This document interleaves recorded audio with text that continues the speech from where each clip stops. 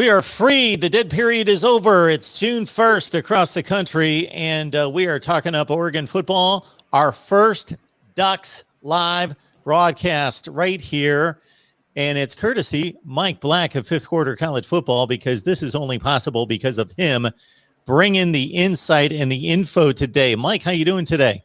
Doing well, and yourself? I am doing just fine. Appreciate you stopping by. We had a conversation last week on Oregon football. Appreciate and enjoyed that so much.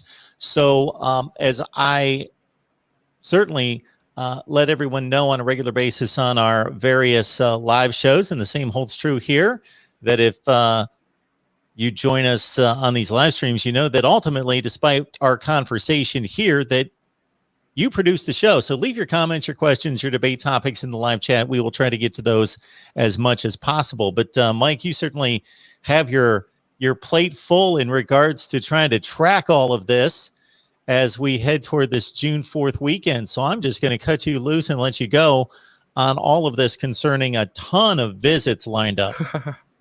Yeah, so with the dead period ending, obviously all the big names are scheduling their visits. You have JTT, who scheduled us as his second to last visit, which we'll get to that later in the show. So I want to start off with the June 4th visits. June 4th is going to be a pretty good day for Oregon, as long as it's a good day. That sounded weird. But you have Cyrus Moss, the 4-star defensive end, or edge now with how 247's changed their stuff. You have the 4-star corner, Terrence Brooks out of Texas. You have the 4-star linebacker, Jalen Sneed. The 4-star tackle, Cameron Williams. And the defensive lineman, Sir Mells. So that's 5 major targets for the Ducks coming in on one day. We really need to get that replacement for Mykael Wright. We really need to get that replacement for Kayvon Thibodeau. And those are 2 of our big targets, but also 2 guys being targeted by really huge schools. Terrence Brooks is visiting Alabama the same day as JTT. Cyrus Moss has to visit a bunch of other schools. I think Cyrus Moss decides in the next month or 2. I'm not sure about Terrence Brooks or Jalen Sneed or Cameron Williams or Sir Mells. Sir Mells I feel really good about. Going into that, he was a Washington commit. He got an Oregon offer and coincidentally decommitted about, I think it was 36 hours later. And same for another Washington commit. I can't remember the name off the top of my head. Right now, it seems like a Oregon and Arizona battle for Sir Mells. But he does have offers from Michigan, Maryland, Oregon, Arizona. He's a 6'4", 310-pound D lineman. Probably ends up playing either nose tackle or defensive tackle if he goes to Oregon. I'm not sure what Arizona has planned for him. He's huge. He's a huge need for the team. We've had an issue with some inside defensive line ever since Jordan Scott's now gone. He lost some weight getting ready for the NFL, and obviously it made an impact when it came to stopping the run with how we were trying to change the defensive system. Outside of that, there's a big push going into San Diego. Last year, last minute, we snagged Byron Cardwell, the running back. Again, we're going after another San Diego player, thankfully getting into it a little earlier to maybe make it a little easier to land him. Jaleel Florence, the defensive back, 6'2", 180 pounds. He's got offers from Michigan, Washington, Arizona as well. It's a lot of the same schools. When we're recruiting out west, it seems to be a lot of Michigan, Washington, Oregon. And then we recruit out east, we're always recruiting against like Georgia, Alabama, and Auburn. So they're definitely guys we're coming after at the same time. It's going to be huge to land them because we're likely losing Mykael Wright, potentially losing Jamal Hill is eligible, I believe. And there's so many guys that could move on. We're not sure who's going to, but there's just, you got to be ready in case guys do leave. After those, we have the June 25th visits. There's 4-star wide receiver Nicholas Anderson, 4-star offensive tackle George Fitzpatrick, 3-star corner Zeke Berry, 4-star Florida defensive lineman Nigel Kelly, I believe his name is, and then 3-star athlete Anthony Jones. Now, when it comes to Zeke Berry, the De La Salle corner, he is 6 foot, 185 pounds. Now, but I don't know if you've ever seen his tape. His hips are nice. He's got good hip movement. He plays running back, wide receiver, safety, and corner in high school. I think I would like him best as a corner. He's got a lot of speed and he can catch. Obviously, because he's playing wide receiver. But that's a similar makeup to who just left Oregon. Just got drafted to the Miami Dolphins, Javon Holland. Javon Holland always told everybody he was a better wide receiver than he was a safety.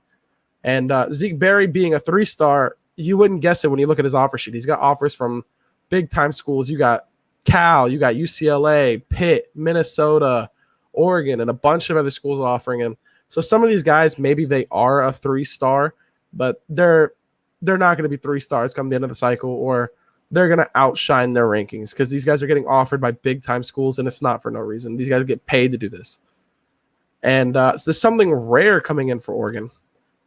We do have a legacy recruit, which is not at all common for Oregon. I think I've seen one, and he went to Washington, Elijah Molden. His dad, Alex Molden. Sure. Yeah. Big time corner. Best corner on the team during the pick 6 or the pick year when Kenny Wheaton caught the pick against Howard, which coincidentally you got Molden and Howard going to Washington after Molden picked off Howard's dad. And we have Jonah Moy. He is Jonah Moy's cousin, I believe, Jackson Moy. He's a defensive lineman. Jonah Moy played linebacker at Oregon from 2016 to 2017. He was projected to be really good. He ended up, I think his best year was 27 total tackles. But Jackson Moy is a defensive lineman. He's got offers from the big schools. He's got Stanford, USC, Cal, UCLA, all the big schools out west. Plus, you got guys like Michigan giving him offers. He's getting a lot of attention. And if Oregon can start holding on to the very few legacy guys that are coming through, over the next few years, you're going to start seeing these legacy guys come through more and more as Oregon's finally been good for about 20-something years now. So now the guys who originally went through the Oregon programs, they're getting to be like 40, 38, like, later in life where they're about to start having kids. They're done with football. Their kids may be getting older now. So it's going to start getting to the point where we actually have legacy recruits to go after. So maybe you get a Sam Howard coming down the pipeline, but you got to actually land these kids. You can't let them go off somewhere else. We are talking Oregon football, and we would love to do this on a regular basis. So please share the link out there on social media. Get a crowd in here to talk Oregon football. Leave your comments, your questions, your debate topics there in the live chat. Mike certainly has tons of information for us, but we also want to get to your comments and questions. Mike, I'll say this, and again, we want to track Mike at fifthquarter.net. So when I pull up his name, you'll see where you can track him on Twitter and at the website there. So catch Mike's work across the board. Mike, when you look down this list, who do you feel, based on your info, who are the strong leans in Oregon's direction? Who do you feel confident they're going to get versus who are some of those guys that they're going to have their work cut out for them? So with some of the guys we feel really confident for, the aforementioned Sir Mells, I don't think it's much of a coincidence that he decommitted soon after receiving an Oregon offer. I don't think there's a lot of coincidence to that at all. I think it was actually less than 24 hours after getting the offer he decommitted. If I had to bet, I would make it a 95-5 bet that he goes to Oregon. He's been a lean to Oregon ever since he decommitted for Washington. As well as not everyone's going to feel the same way, but Cyrus Moss, I really do think leads to Oregon. I think he's going to end up at Oregon. Now, a lot of things can change with these visits coming up, and he's obviously got a lot of time till his signing day. It's not like JTT, who's got to sign by the end of the month. And outside of that, I think it's really a coin flip when it comes to the wide receivers. You got Darius Clemens, you got Kevin Coleman, you got Evan Stewart, and then you got Kevin Thomas. Those are the 4 main wide receivers Oregon seems to be pushing. And if I had to guess, we're going to land Darius Clemens and one of Kevin Coleman or Evan Stewart. I don't know which one, but I'm fairly confident we could land one of them. It's really going to be a coin flip on that, but one's going to end up at an Alabama-type school, and then one's going to end up at Oregon. Joe DeGroot, thank you so much for the comment here on the live chat. You guys do the best job of covering college football. Appreciate that. Any questions or comments, just leave them right there in the chat. So David Knight, he asked, what are the areas that Oregon needs to bolster? As of right now, it seems to be the point of the interior defensive line is really huge. The interior defensive line has shown some issues in the past few years. Whenever Jordan Scott isn't available, we seem to have nothing there. We're really deep at wide receiver and quarterback, so that's fine there. I think outside of that, the main positions we really need to solidify and strengthen the depth of is going to be the defensive backs. You've seen once we had guys opt out and all this stuff happened, we didn't have that depth. We had that Boise State transfer played at safety, and he's a solid player. He's always in the right spots. He's just not a Power 5 athlete. He can't keep up with the speed of the Power 5 players. And it's just we didn't have that depth to be prepared for something like this. We didn't have the depth to be prepared for an injury even. If, say, it wasn't COVID, say it was an injury instead, we didn't have the depth to work past that, and we really need to get to that point. We're getting towards being a top 10 247 talent composite roster, and if we're going to be up there, there's no reason that we can't do that next man up mentality. Mike, you talked a couple of minutes ago about where Oregon tends to gravitate, depending on whether you're talking about the West Coast or we're talking about coming back east to Georgia, Michigan, a few other places. What is the recent connection? You gave me a few nuggets on this offline when we were not recording last week, but with the Alabama connection becoming a place where Oregon's pulled out some players recently. Yeah, so as we mentioned, interior defensive line, Jason Jones, really big, solid athlete, came out of Alabama. The quarterback, Tanner Bailey, coming out of Alabama. It seems that like any guy who's a real fringe blue chip, like elite prospect, he may not be a take at Alabama, but he'd be a take at like, Auburn or all the other schools around there. And it seems we're going to try and steal those guys without having to waste the resources recruiting them the whole year. It seemed like with Tanner Bailey, it seemed we were recruiting Malik Murphy and we were recruiting AJ Duffy. But when it seemed that it was an easy take, we went in there, grabbed him, and got a solid player. There's a lot of players out east who, I hate to say it, but these guys could come out west and dominate high school. Like, I've played football in Oregon, youth for Oregon, and this next year played in Florida, and it's completely different. It's a whole different game. So what it is we're starting to land anywhere that Mario's been before. You see Southern Florida, we're starting to go after guys there. We're going after Alabama, and there's been a lot of offers in Tennessee and Georgia as well. So I think he's just trying to get our recruiting brand, per se, into the Southeast. It's got to the point where a lot of people know Oregon. They've watched Oregon as kids. And some of them, maybe it's the uniforms, maybe it's the shoes or whatever, even grew up Oregon fans living all the way out here. I've met people in Florida who have never left the state who are Oregon fans. And that brand is becoming a reach, and you just finally need to start taking advantage of it.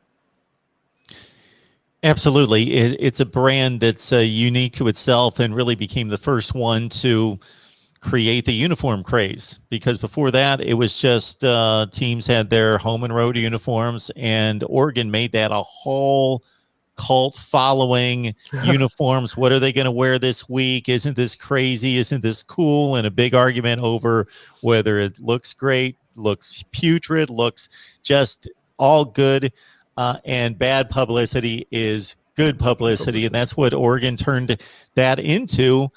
Maryland did it to a certain extent, but if you're not winning, then nobody cares. So with Maryland doing it, it didn't really matter because you got to follow that with winning.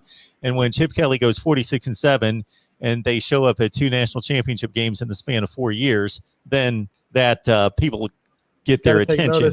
Absolutely. They take notice. I think one of the huge things for the brand was DeAnthony Thomas committing to Oregon. He was not expected to come to Oregon at all when he was going up to commit. Hey, everyone's like, okay, LA, he's going to USC, he's going to be a Trojan. And from what I've seen down here, everyone who I know who plays youth football in Florida, played in high school in Florida, everyone knows who DeAnthony Thomas is. Everyone watched his and Tavon Austin's highlight tape and Percy Harvin's highlight tape. And I think he was honestly just as big for the branding as the uniforms, which I know says a lot. But his play style is easy to watch, and there's a lot of speedsters in places like Florida and California. And DeAnthony Thomas being the kid everybody remembers, or one of the 3 guys everybody remembers with Tavon and Percy, it's going to help you some with the guys who have that kind of play style. It's like, oh, I can be that. It's Seven McGee coming to Oregon. He could be that. Like, that's what his comparison is. Everyone talks about Seven McGee and DeAnthony Thomas. Mike, I love the term you threw out there, play style, because that's exactly what it is. So there are fast guys all over the place. But DeAnthony Thomas is a guy elusive, like a Dexter McCluster, like I like that. who am I thinking of with Oklahoma State now with the Kansas City Chiefs? Oh my goodness, my mind just went blank. Oh my goodness, one of the better players in the NFL. Oklahoma State, Kansas City Chiefs. Running back, right? Yes. Oh my goodness. But anyway, Percy Harvin, there's another example. Percy Harvin. Those kind of guys that just play ridiculous in space, can go from 0 to 100 in a blink of an eye. Yeah, there are tons of athletes on the field, and you win the games with quarterbacks and offensive and defensive line play. But in terms of, these guys are game changers as well and determine the outcome as well. But when you can fit the brand and it's got a perfect synergy with what you're putting on the field. So the flashy play style and the flashy exactly. uniforms. It just became a hot commodity there that really worked for Oregon, unlike anybody else. And I can't believe that I can't. The stars aligned. Tyreek Hill. Tyreek Hill. Oh, Tyreek Hill was drafted. Yes. Hill was drafted to the Chiefs because DeAnthony Thomas could not stay healthy, and Tyreek Hill is what DeAnthony Thomas was supposed to be. Tyreek was drafted originally, was returning kicks because they had DeAnthony Thomas. Now then they took DeAnthony Thomas was returning kicks so they could keep Tyreek healthy. And everything that DeAnthony was supposed to be for the Chiefs is what Tyreek Hill became. Tyreek Hill was able to, stay healthy. He was able to stay on the field. DeAnthony showed them flashes with Kansas City, but he just couldn't stay on the field. So I didn't cheat there because I wanted to come up with that name myself because I was embarrassed that I couldn't, but I knew that there would be people shouting at us. And thank you, Jordan, for doing just that in the chat saying Tyreek Hill, of course. I don't know why we both blanked on that. Yeah, we both blanked on it. That's crazy. David's asking about Oregon's base defense. Now, Andy Avalos has moved on to Boise State, of course. So there is some maneuvering to go on there. Lord knows. My guess is I'm hoping for a 3-4, considering they're talking about moving Kayvon and Mace Funa to linebacker. So if you're doing a 4-3 and moving them to linebacker, I don't know how that works. But I think it's more of a 3-3-5 style. I think most defenses, even if they don't claim that or it doesn't seem like it, if you look at it and watch the film, a lot of what they're playing out of is 3-3-5 or some variant of that with one or two spots rotated depending on where they're strong at and where they're not. It's not a lot of 3-4-4-3 for running that half of the game. It's been a lot more. I've seen a lot more, at least in the Pac-12, 3-3-5 coverages. We've got Joe also asking about the Ohio State game. So I'll set it up for you like this, Mike. We're looking at a football program that under Mario Cristobal reversed course very quickly because, of course, they went to a national championship game. They had a decent year the year after, 9-4. I believe they went to the Alamo Bowl. And then, of course, they crashed and burned for one season, 4-8. Willie Taggart has the one. Well, yeah, they had the huge lead, and yeah, that was a great game. Exactly. And then that ushered in the 4-win season. Then you got Willie Taggart for 1 year. That certainly didn't derail the program, but it didn't help in terms of trying to get back to championship level. But then you get the right guy in play. You've got back-to-back best recruiting classes in the Pac-12. He wins a Pac-12 championship. He wins a Rose Bowl. And, certainly despite not winning the Pac-12 last year, it's still right now by most people considered to be the best program in the Pac-12. But to beat Ohio State on the road, I would think would send that fever pitch to another level. By the way, we did win the Pac-12 last year.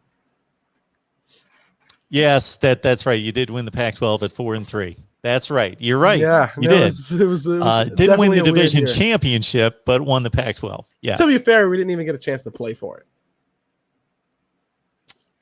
We're supposed to play Washington, True.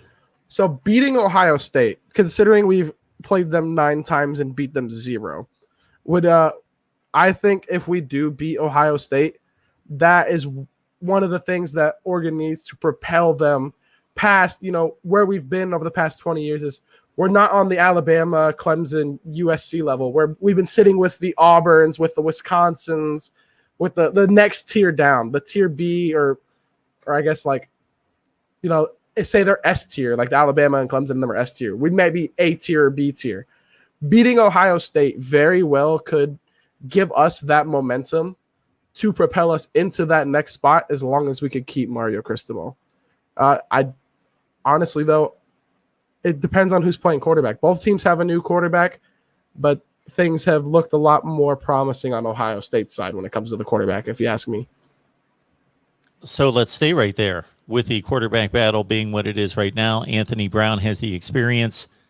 Before you dive into what it looks like for 21, I'm just curious to get your take on what happened with Tyler Shook. Here's a 4-star who didn't play great his first year, but he played decent. They win the Pac-12. They go to the Fiesta Bowl. Didn't have a great Fiesta Bowl, but to see him then go to a bottom-tier Big 12 program, I was a bit surprised by that. What was the deal there? I don't know if this actually had any influence on it at all, but a lot of the fan base did not like Tyler Shook whatsoever. Like he had really bad read options. He was terrible in the read option. He was a 1-2 read guy, obviously, but it was his first full year starting as well. And I don't see what he did his freshman year that looked insanely different from Herbert's freshman year. Both had mistakes, both looked promising at times, both looked not great at times. Obviously, he doesn't have all of the traits Herbert has. But I don't think he was as bad as people make it out to be. I mean, he ended up transferring, obviously, because I think the staff let him know Anthony Brown was going to be taking his job. Is what I had to guess. If I had to guess, I think they were doing him that courtesy. He was like, hey, you're probably not playing next year. If you want, go get yourself an opportunity to play and try and get to the next level anyways. All right, we're here talking Oregon football live with you. So we appreciate the comments, the questions. We will get them to Mike, and I will certainly chime in when needed. And we will attempt to do these on a regular basis. We'll just have to work out some schedules and see when we can do this. But this is our very first Oregon Ducks Live. Anybody that's watching, please subscribe to the channel. That way you get the notifications for when we upload new content or go live. We would love to get to 1,000 subs here very soon. So Jordan's got a comment here and question concerning the wide receiver room and Johnny Johnson and whether he's the best player in the room, certainly the most experienced. So I almost blanked on his name. While you were talking, I had to rethink of the name of the guy who I think is going to be the best. So he didn't get a lot of touches last year, but he's also still an experienced player, been in a college room, weight rooms for 2.5 years now. Devin Williams, I really think, breaks out to be the best wide receiver in the room. He played a little bit last year, but in the little bit he played, obviously small sample size, easier to inflate. He was averaging 19 yards a catch. Like, I know it was a short season and a small sample size, but it's not easy to average 19 yards a catch, especially when they know you're one of the more talented guys on the field. They know, a big guy in red zone, they might be throwing it to him. There's going to be a lot of size on this unit. I love Johnny Johnson. I love what he's done for the program. I don't know if he'll be the best or second best. He'll be vying for third. So I think by the end of the year, beginning of the year, he might be one of the top players in the unit. He might be one of the first options. But if you watched our spring game, I don't know how Troy Franklin's going to stay out of the rotation. And I don't know if there's a way like the other wide receivers could stop him from moving up. He just looks like a completely different quarterback or wide receiver, a type we haven't seen since Ahmad Rashad. And he's going to ball out. And I think by the end of the year, Troy Franklin probably ends up wide receiver 1. Johnny Johnson, 57 catches, 7 touchdowns 2 years ago, caught 19, 2 touchdowns last year. But as Mike outlines, Devin Williams caught almost as many passes as Johnny Johnson in a 7-game season, 19-15 at over 19 yards per reception. Got Jordan Bowman on here. Appreciate seeing a lot of regulars migrating back from our other channels. But we got also asking about Mikael Wright and his status for the upcoming season and whether he's going to be a breakout player. So Bowman, I'm sorry to tell you this, but I think Mikael Wright passes your boy and takes that cornerback 2 spot. It's Mikael Wright. It's not just that, he's at Oregon. Obviously, I'm an Oregon fan. Mikael Wright is a smaller corner, but we've played him out there on the biggest wide receiver. Like, Stanford trotted out their biggest wide receivers. We put Michael out there because it doesn't matter how much bigger they are. Michael's going to go up and stop them from catching that ball. I haven't seen a DB he's, in my opinion, he even blows Javon Holland out of the water. Like, I have not seen a corner this good at Oregon since Ifo Ekpealamu. And Ifo, if you guys remember, before he got hurt, Ifo was the truth. Like, that diving interception versus Michigan State, like, that man was insane. And I think this guy's even better. Nice series with Oregon and Michigan State, 2014-2015, with Vernon the Ducks Adams winning, of course, at home, and then Michigan State at home to propel their playoff bid. All right, looking at Michael Wright's 27 total tackles, it was a close game, 31-28, something in that range. Vernon Adams had to throw this offhand a few times, too, because it was hurt. That's right. I do remember that. Michael Wright, 27 tackles last year, 9 passes defensed. We've got D-Rock Irish on the line. So we've got, this is the deal, Mike, is we've got fan bases from all over the place since we cover everybody. So we've got at least 2 Notre Dame fans here, Clemson, and many others, Florida State, and Miami, and others. So you get kind of a cross section of college football fans here at the Voice of College Football. D-Rock Irish, we would love to get the Oregon fans here. You guys are all welcome still, but we would love to get, of course, the Ducks fans, in here. D-Rock Irish, just wanting to know if there's any potential for portal transfers, that anything you're hearing or anything you would like to see. So there was a few little spurts of hope for guys like Henry Toto. You had Ika from LSU. Ika is still possible, the defensive tackle at LSU. And then there was another one who I'm blanking on.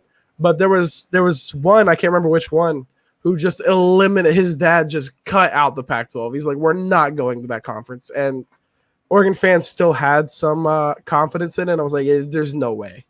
A lot of the guys we've wanted in the transfer portal have had some interest, but we only have 1 spot left in the 21 class. We were saving that for JTT potentially. And then after that, I haven't heard a whole ton out of the transfer portal. George Kliavkov is the new Pac-12 commissioner. He's got an interesting background and certainly wasn't anybody that was being touted by the media or fans that were looking in other places as the new commissioner of the conference. So you're good on this selection. Very much so, actually. Okay. I think one of the main issues for the Pac-12 is marketability, ratings, stuff like that. I don't think Pac-12 football has been as down as you would think based off of social media and coverage and stuff like that. It's just nobody watches it, so they don't see how the games unfold. It's not like we're getting beat by bad teams because we make bad plays. It's no, they're playing up to these. We're like, Oregon State, not last year. Last year we made mistakes. 2019, Oregon was a really good team. Oregon State played up to Oregon. They played up to Justin Herbert. They played up to a better team. And it's just you're playing a 9-game conference schedule. Nobody's gone undefeated besides Ohio State. Nobody's ever gone undefeated on a 9-game conference schedule. It's completely different, and it's not something they're used to seeing, and they don't watch it because of the time frames, so they don't understand how the football's actually played. With this new commissioner, I think we're going to take more of a Vegas approach to it, which is going to be more coverage because we can get other teams will come to Vegas before they're coming to Eugene. We've had to go to Arlington to play Auburn. We have to go to Atlanta for a neutral site game against Georgia. And I think Vegas will give us a chance to actually get teams that come somewhat out west. It'll give us more of a chance to play these top teams. We've played Ohio State a lot. We were supposed to play a home-and-home with Georgia. That got canceled. Wonder why. We were supposed to play a home-and-home with A&M. That got canceled. All the teams who haven't played us say there's no incentive for them to come to Oregon to play. But maybe Vegas could give them that incentive. And I also hope we add a Vegas market team, being the University of Northern Las Vegas.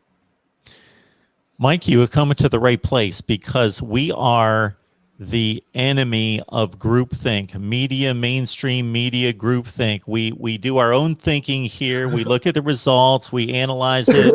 Everybody's out there. The Pac-12 is horrible. And I've challenged people to say, there have been 2 Pac-12 participants in the playoffs. So what has happened? Oregon blew out Florida State by 39 points. They advanced to a national championship game. The only other chance that the Pac-12 got in going to the playoff was a Washington team that actually played a decent game. It was a 17-7 game into the fourth quarter. It's 24-7 final, but a 10-point game within striking distance in the fourth quarter. So the conference has not been embarrassed in the playoff. On top of that, when people say, well, they haven't been invited to the playoff, that's exactly right. They haven't been invited to the playoff. It's a selection process. It's not an objective system. The conferences need to be represented across the board. And I'm not saying that the Pac-12 is a tremendous conference or that not it's the best conference or anything like that, but it's an extremely balanced conference, and people isolate on the top 2 or 3 teams, where the Pac-12 has typically been very balanced and strong with 7 and 8 win teams. Yeah, and Oregon State and so forth. But everybody's got Oregon State's looking good. They are now. I like their tradition or their direction.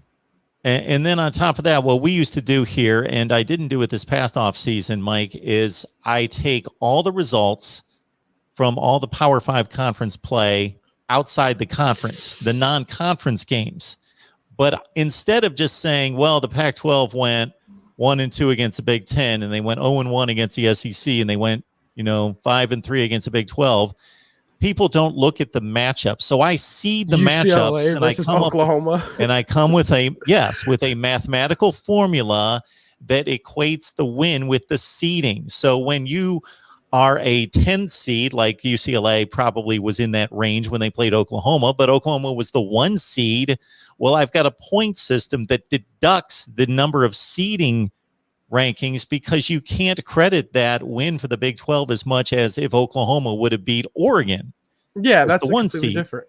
Absolutely. Onside kick, though. We would have won with an onside kick. And as recently as 2014, the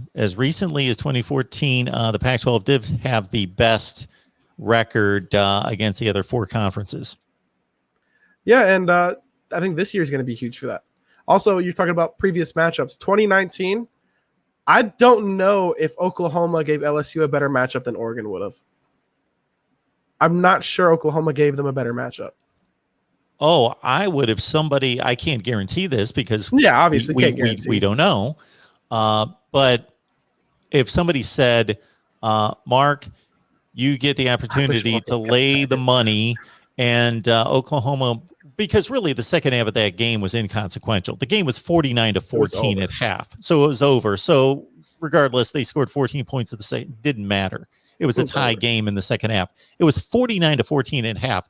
If you said 2019 LSU is going to play 2019 Oregon, and I'll give you 35 points in the first half, absolutely. I'm taking Oregon to play a better, closer game than Oklahoma did against LSU. Absolutely. We just had that loss against Arizona State. Losing against NFL quarterbacks, that's got to be a huge knock. Jaden Daniels is going to be a first, second round pick in the NFL draft one of these years. We got knocked for losing to Auburn, a really talented team, and an NFL quarterback. There are games where guys are just going to carry worse teams to wins if they're like that. And Jaden Daniels is like that. Our Notre Dame guy here, David Knight, was intrigued in watching Dennis Dixon play. Hot take. I think Dennis Dixon was better than Marcus Mariota. If Dennis Dixon didn't tear his ACL, Tim Tebow wouldn't have won that Heisman that year. Because Dennis Dixon was running away with it all the way until that Arizona State game. He gets hurt, misses 4 or 5 games. Tebow takes it. At least going back, when I went back and looked at the Heisman standings, he was first every week all the way until we were blowing teams out. And then he gets hurt against, I think, Arizona or Arizona State, tries to play the next game, and then fully tears it. You were undefeated, right? Mm-hmm. We were smoking teams. And that was in 2007, of course. We had, I think we were scoring 40-something points a game. It was a fun year. It was one of the first seasons I can truly fully remember. Yeah, that's a nice year through 10 games. Dennis Dixon, 20 touchdowns, only 4 picks, 68% completion percentage. He was going off. And he had run for almost 600 yards and 9 touchdowns. He was going off. especially if he had the teams that we had in 2014, having Marcus played with DeAnthony Thomas, Marcus played with Royce Freeman, Marcus played with DeForest Buckner and Eric Armstead. Marcus played with a lot of really good players. I think if you put Dennis on those teams, he can do just as good, if not better. Got Joe Bo on the line here. Oregon is one of the programs that won Clemson to play the most. Never played, and it would give me reason to come to Eugene and experience Autzen, one of the great college football settings, of course, especially at night. Where good teams go to die. That Michigan insider who said that after the Dennis Dixon game. Now, see, Mike, I'm a late night guy, so the Pac-12 doesn't bother me. If anything, it actually allows me, because we have this glut of games at 3:30 and in the primetime window Eastern time, to actually be like, okay, I can just watch 2 games at 10:30, 11 o'clock at night Eastern time. Both Pac-12 games. Yes, I love it. It's normally, I always end up watching, it's like I have the UCLA game just to root for Chip Kelly, and then I have the Oregon game on the other screen. It's just like, all right, I get to watch them both. But I think we're going to start playing a lot of earlier games because we're trying to get into the large market. Like, obviously, there's fans like me and you who like the late games, but not everyone's going to be able to watch it now. As much as we lose ratings at the same time, Oregon is a big enough draw that if you're playing the right teams, they're going to get the massive ratings on the noon, the 5 p.m. Eastern type time frames. It's going to suck for people who live in Oregon or for the players in Oregon. It's going to be a hindrance to them. But it's the Pac-12 needs revenue, and even for the football teams to succeed, you need that revenue. You need to get the respect nationally, and we're not going to get that if people aren't watching. So I'm going to make a brief excuse for the Pac-12 because I think it's legit. Now, it can't be an excuse because it's just the way it is, and you need to go out and do business and try to work around it. But there is no question that the time zones work against the Pac-12. Mm-hmm. Because for the game experience at the game, the tailgating fan experience, you want to have big games at night. But nighttime on the West Coast is, of course, that 10:30, 11 o'clock window on the East Coast, and you lose those viewers. You don't lose me because I'm going to watch the game till 2 o'clock in the morning. But you lose most everybody else. And then what Mike was speaking to there was what we saw with USC and Arizona State, the conference's best game in week 1 coming back off the pandemic. It was put in as a 9 a.m. local time game so that it could be played at noon. And just think about the wear and tear on the players. They had to have a wake-up call at like 4:30 in the morning. So it's not good for the local fans or players or anything playing at 9 o'clock in the morning. But to gain some of that and fit into that Fox prime window, that's some of the concessions that have to be made. Yeah, we're playing Ohio State at noon local time. Or no, is it noon? It's noon Eastern, so 3 p.m. local time, which is still an early get-up call for a football game when you're normally, got to get to the stadium to play at 8. Instead of that, it's just, or 7 maybe. Instead of playing at 7 your time, you're playing at 3, which is, it completely changed the day. And it's just to get in front of all these fans, to get in front of the playoff committee. Obviously, they go over every games, but I'm not sure they watch all the late games. I'm not sure that everybody sits here and goes back and watches the entire game. They'll look at the box score, look at the highlights, maybe be like, oh, for instance, compared to 2019, Oregon lost to Arizona State. Well, throw them out. And it's just not getting the whole context of the game. And then, of course, the way, and before you dive in there, here's my take on it, is that there's basically been one Pac-12 game in 2018 and 19 that set up the conference for failure. And when I say failure, I mean from a perception standpoint. That was Washington playing Auburn and then Oregon playing Auburn. And if you sat and watched the game, you could tell that they were... Well, Oregon, yes, dominated most of that game, had a 21-6 lead. Even the Washington game the year before, if you're a true football fan and can evaluate the play on the field beyond the score, then you come away from that game saying, really, nothing was proven. Like both those teams, either one of those games could have gone either way. That was a coaching fault on our part, too. We ran the same play 11 times in a row. We ran a draw to the left behind Penei Sewell, which, I mean, I get it. You're running behind Penei Sewell, so kind of, but 11 times. I hate that, but whenever I see us run a draw to the left, I get flashbacks, and I'm just not ready to see it anymore. A pistol draw to the left, it's not what I want. All right, Mike, D-Rock Irish is putting you on the line here with a prediction for Oregon this year. Who's playing quarterback? Depends on who's playing quarterback. You tell me Anthony Brown's playing quarterback, 9-3. You tell me Robbie Ashford's playing quarterback, 11-1. It's because no diss to Anthony Brown. It's just we need him to carry us 2 wins in some games. USC is just as talented as we are. Washington is almost just as talented as we. Hey, look at that, Robbie Ashford, dark horse QB1 starter. I like you, David. But yeah, Anthony Brown is a solid quarterback. He's not going to lose us the game, but he's not going to win us any games. So I think we can go 10-2 with him at best. I don't think we have a prayer in beating Ohio State with Anthony Brown. We need somebody who's going to pull us over because Ohio State's still more talented than we are. We need someone to pull us over them, and Anthony Brown's not going to do that. But if Robbie Ashford is starting, I think we can go 11-1. And the Ohio State secondary was the big issue with that team last year, and this year too it will be. They should be better there this year, but it's still going to be the sore spot on the team because they have no really proven all-conference kind of players in the secondary. So it's probably still going to be a sore spot, but I don't know that Anthony Brown is the guy to take advantage of that. Especially can't hit deep. You got to be able to hit deep if you're going to beat weak secondaries. Because their linebackers might not be the fastest, but their linebackers are in the right spot every time. Their defensive line is going to get to the quarterback if you do not get the ball out. And if we can't get the ball deep, we're not going to beat Ohio State. And Anthony Brown has shown in his limited action in games, not just the spring game, that his deep ball lacks accuracy. Love the conversation here with Mike Black. You can catch him on Fifth Quarter College Football. So, Mike, I'm going to let you take it away here and just let people know where they can find you and find all your platforms. So I am FQ Ducks on Twitter or at ScoMikeB. You can find all the articles I've done on fifthquarter.net. You can just search the author Michael Black and it'll come up. Most recently, I have done something of recruiting update, similar to what we've done here in the beginning of the show. And that's about everything I got. Awesome. Going back to recruiting, Mike, are there particular schools that, certainly Oregon State's a rival on the field. That is the game. Washington's a fierce rival on the field.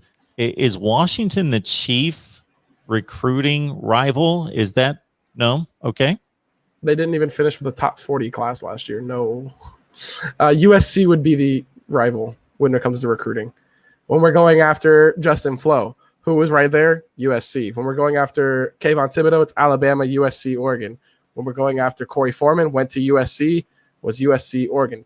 They're involved with JTT as well. So it's every time we're going after some of these top guys, it's always USC competing with us, if anybody from the West Coast. Washington has competed for a few guys, like when we're going after guys in Washington. But outside of that, we don't really compete with them recruiting-wise. They're going after a different caliber of prospect than we are. We ask everybody to like the videos, share the videos out on social media, so let people know that we're here talking Oregon football and uploading content on a daily basis. And we hope to bring more of these live streams to all of you to talk Oregon football. And as you know, from watching our live shows across the board with various teams, we will acknowledge everybody in the live chat, and we'll get your comments and questions to our guests. And if I've got something to say, I will chime in as well. All right. Have we missed anything, Mike? Not that I can think of. Oh, here is one thing. So most people are projecting, even after all the spring camps and going into summer, Justin Flo to be a backup. So did you catch our spring game at all? I did not. So if you ever get a chance, go back and watch that spring game and just watch the number 10 on defense.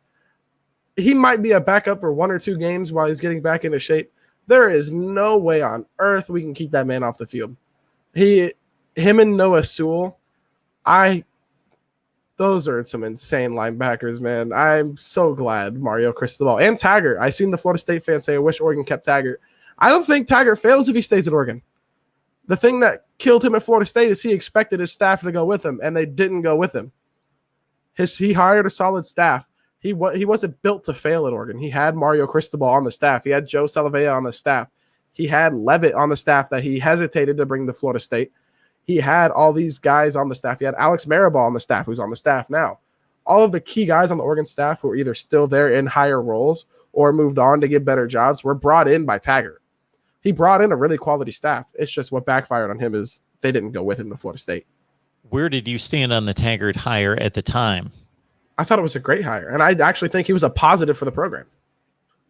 I think without him, nobody proves that you can recruit at Oregon, and without him, we don't get Mario Cristobal because he's the one who brought Mario Cristobal in, and I think he repaired a lot of the damage that Helfrich did, and then he basically just repaired it. Like he patched the holes, and then Mario Cristobal built on top of it.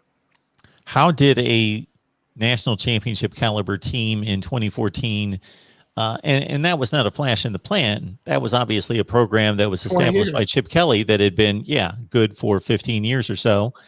How did that become a 4-win team in 3 years? So 2 years. The Pac-12 championship game. I don't know if you heard the commentary on that. They were talking about the linebacker for USC who just got drafted from Oregon. They were asking how he ended up at USC, and Helfrich said to his co-commentator, he said, well, that's why I'm up here. Helfrich couldn't recruit, and he wouldn't recruit.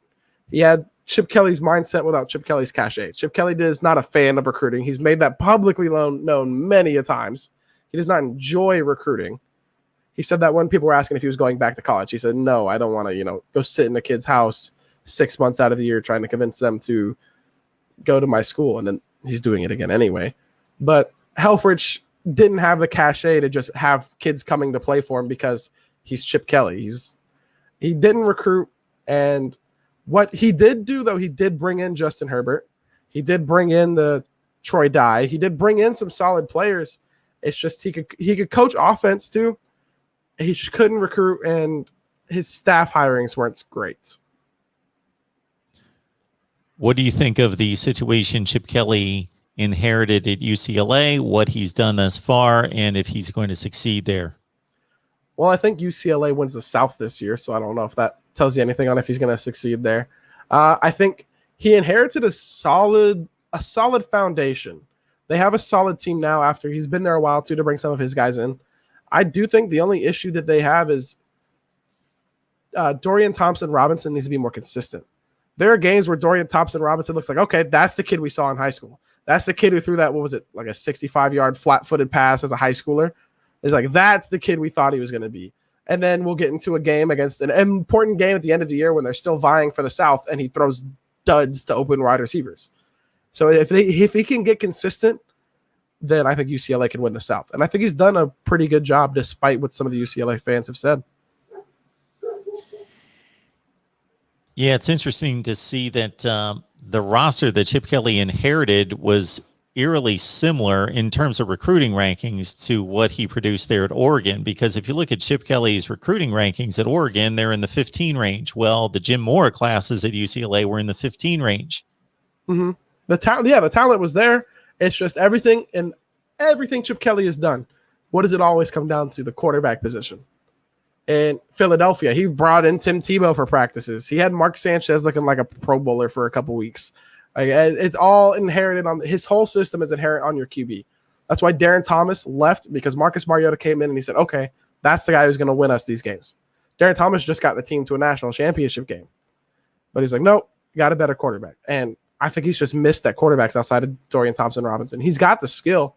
It's just they got to build on consistency with him. I think if Dorian Thompson can be consistent this year, which I think he will be, I think they can win the South and give Oregon a fight in the Pac-12 title game. This has been our first Oregon Ducks live stream right here at the Voice of College Football. So we appreciate everybody jumping online. And again, dive into the content here. Subscribe to the channel. Help us get past 1,000. And of course, we could only do this because of Mike's work and because of his availability here. So, Mike, we appreciate you stopping by. Everybody track Mike's work over there on Twitter. You see his handle right there to the Fifth Quarter Oregon site, The Real DBU. Did I catch that correctly? Oh, QBU. QBU. I was going to say DBU. QBU. No, we are not DBU in any sense of the imagination. QBU. Mariota. Do you want to hear my argument? Harrington. Yeah, let's hear the argument. All right, I got to hear this. We're tied for the most NFL Hall of Famers. We're tied for the most first-round picks. We're tied for the most top 10 picks. Hall of Famers. Norm Van Brocklin, Dan Fouts. Okay, Van Brocklin, Fouts, 2. That's the all-time lead for a there's a bunch of there's like 2. 5 schools with 2. Yeah, there's a few schools with 2. Stabler, Namath, Star. I got Alabama at 3. Boom, there you go. Alabama has 3. Didn't Kenny Stabler just make the Hall of Fame a couple years ago? Yeah, so it would be Stabler, if he did, Namath, and Star. I'll double check on Kenny Stabler. Hall of Fame right now. Well, we're going to have Drew Brees joining Bob Greasy soon. Yeah, for Purdue, but that's still only going to be 2. I don't think it holds very long. There are a few teams of guys in the league who are close to it. Yeah. But as of right now, being tied for either first or second, depending on Alabama, Stabler. Yeah, Ken Stabler did make it in. Bart Starr. Yep, they got 3. Okay, so tied for second, unless I missed somebody else for Hall of Fame. Tied for the most first-round picks with Oklahoma and USC, I believe. Tied for the most top 10 picks with Oklahoma and USC, I believe.